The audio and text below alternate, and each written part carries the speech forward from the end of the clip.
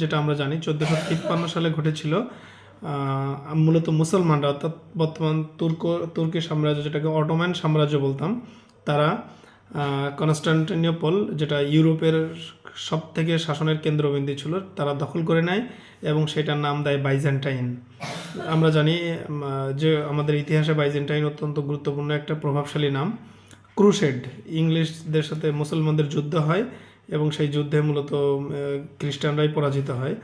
তো কনস্টান্টিনোপল নিয়ে আরও একটু কথা বলি।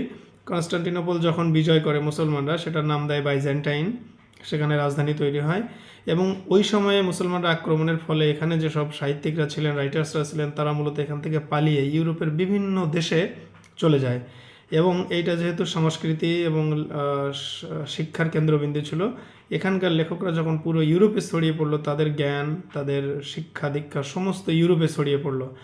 এবং এই যে ছড়িয়ে পড়া, নতুন করে বিভিন্ন জায়গায় এই জ্ঞানগুলোকে রেনোভেট করা হয়েছে, এটাই মূলত বলা হয় ইংলিশের রেনেসেন্স। এটা অনেক বড় একটা টার্ম, আমি খুবই সংক্ষেপে বললাম।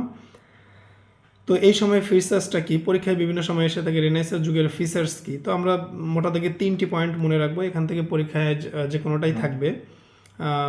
আমরা হিউম্যানিজম, আমরা যেটা বলবো মানবতাবাদ, অর্থাৎ রেনেসাঁর প্রধান পয়েন্টের একটি হচ্ছে ম্যান অ্যাট দ্য সেন্টার। অর্থাৎ আগে প্রাচীন যুগে সবসময় থাকতো সৃষ্টিকর্তাই অ্যাট দ্য সেন্টার। যে কোনো লেখার শুরুতে সৃষ্টিকর্তাকে অনেক বেশি প্রায়োরিটাইজ করা হতো, কিন্তু রেনেসাঁর যুগে এসে মানুষকেই সেন্টারে আনা হলো, অর্থাৎ মানবতাবাদ।